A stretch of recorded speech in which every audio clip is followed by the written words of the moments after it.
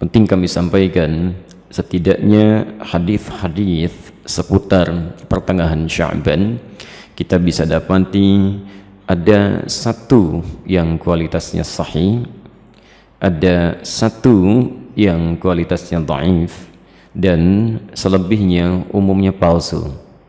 Selebihnya umumnya palsu. Saya ambil contoh yang palsu misalnya.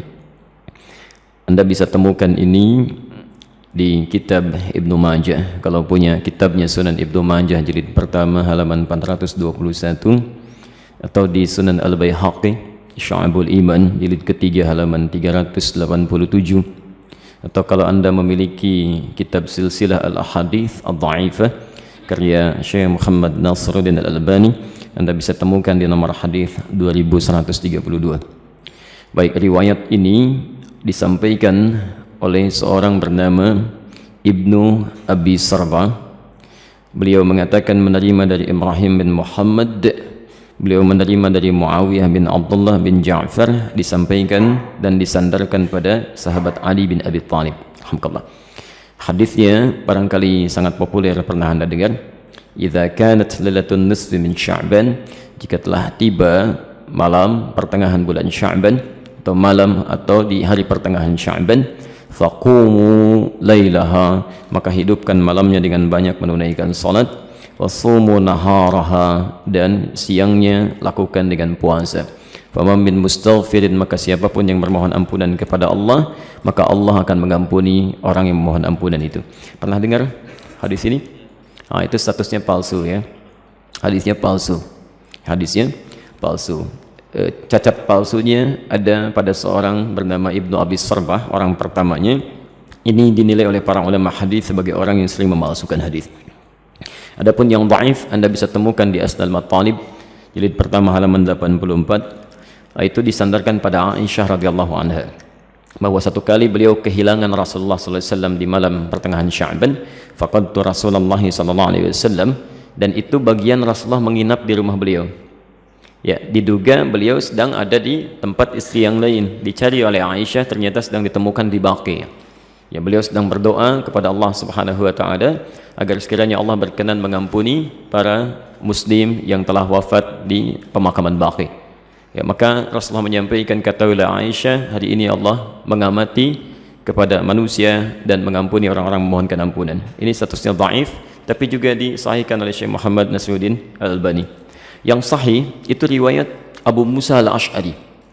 Abu Musa Al-Ash'ari Anda bisa temukan di Silsilah Al-Hadits As-Sahihah, alhamdulillah, karangan Syekh Muhammad Nasiruddin Al-Albani, nomor hadis 1144. Ini yang sahih, yang kalimatnya juga singkat ya, bahwa Nabi SAW menyampaikan Allah Subhanahu wa ta'ala mengamati, bahasanya mengamati ya, kepada hambanya ya, di malam pertengahan Sya'ban ya, di malam pertengahan Sya'ban, dan mengampuni yang memohon ampunan sekalipun sebanyak bulu domba di sekuk kalem.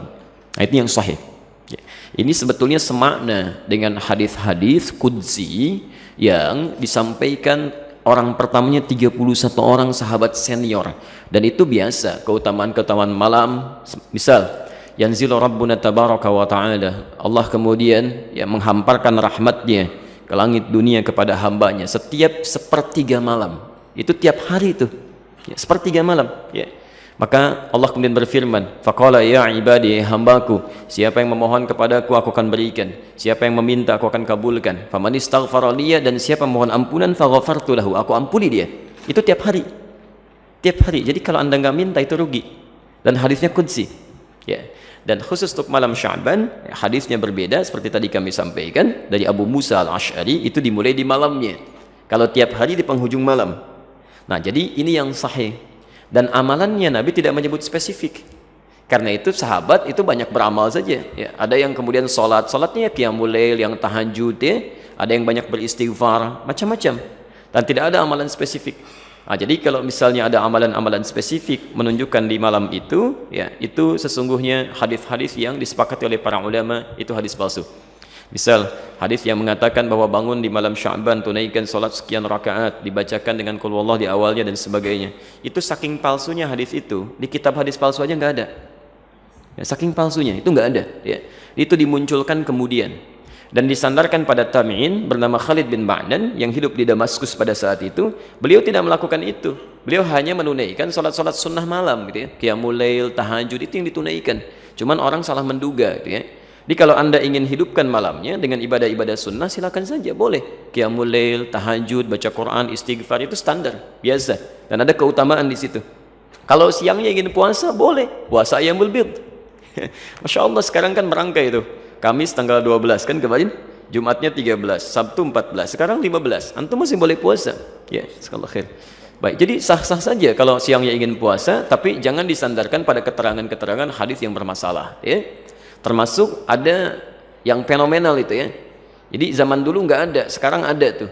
Ya, bahwa pada saat pertengahan Sya'ban buku amalan manusia ditutup ya. Pernah dengar itu? Baik, kalau ditutup artinya amalan kita nggak dicatat karena ditutup. Di antum bebas saja lakukan apa aja tuh karena nggak dicatat tuh ya. Mau pinjam handphone teman, mau ngambil sandal di Baitur Rahim karena nggak dicatat tuh. Ya, karena ditutup ternyata nggak dicatat. Dan mustahil buku catatan amal seorang hamba ditutup kecuali dia telah wafat. Ya telah wafat. Dia ditutup tuh setelah wafat. Kalau dia masih hidup dia pasti terbuka. Masih terbuka dia. Dan semua akan ditulis dan ditampakkan di akhirat nanti. Dalilnya sahih. Faman ya'mal mithqala dzarratin khairan yarah. Siapa yang berbuat satu kebaikan akan ditampakkan sekecil apapun. Ya wa may ya'mal mithqala dzarratin syarran yarah. Yang ada hanyalah pena yang diangkat, yang tidak dituliskan. Itu pun bukan di pertengahan Sya'ban atau bahkan di Ramadan, bukan. Hanya dikhususkan pada 3 golongan tertentu. Rafi'al qalam an thalathin, kan? Atau an thalathah. Diangkat pena, tidak dituliskan hisabnya dari 3 golongan. Anis sabiyyi hatta yahtalima, dari anak kecil sampai dia balik. Jadi kalau anak kecil tidak sholat, dia nggak dihisab oleh Allah sebelum dia balik. Itu diangkat penanya, tapi bukunya masih terbuka, catatannya ada. Dia. Tayyib. Kemudian siapa lagi? Wa anil majnuni hatta yufiqa. Ya, anil majnuni hatta yufiqa, dari orang yang terganggu ya kesadarannya, baik sampai dia sadar kembali, yang disebut tidak waras dan sebagainya gitu ya. Baik, nah itu tidak dihisab, tidak dihitung. Jadi kalau dia naik misalnya ngambil mangga Anda, dia lempar, kemudian dia ambil mangganya, Anda nggak usah marah karena Allah pun nggak hisab. Ya, Allah tidak hisab, jelas ya? Karena dia melakukan amalan berdasarkan bukan karena kesadarannya. Dan yang terakhir, anin naimi hatta yastaiqidha. Ya, dari orang yang tidur sampai dia bangun. Jadi kalau misalnya ada di antara antum, ya tertidur, kemudian subuh lewat sampai jam 10 itu belum dihisab tuh. Nah, saat bangunnya di situ dia tempat sholatnya. Ya, tapi bukunya tetap terbuka, nggak ditutup ya. Kalau ditutup artinya sudah meninggal dunia, sudah selesai. Baik.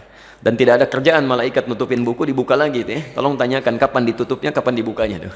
Oke. Jadi itu diantara amalan-amalan yang barangkali penting untuk disampaikan. Jadi tidak sepenuhnya keliru juga beramal di pertengahan Sya'ban, tapi juga tidak sewajarnya jika kita melakukan amalan yang tidak pernah ada dalilnya, ya sekaligus juga tidak ada ketentuan dan contohnya. Itu barangkali yang coba kita hindari. Kalau beramalnya silahkan karena tuntunan umumnya ada, hadisnya dan sebagainya. Tapi amalan-amalan sunnah yang memang pernah diajarkan dan dicontohkan untuk dilakukan.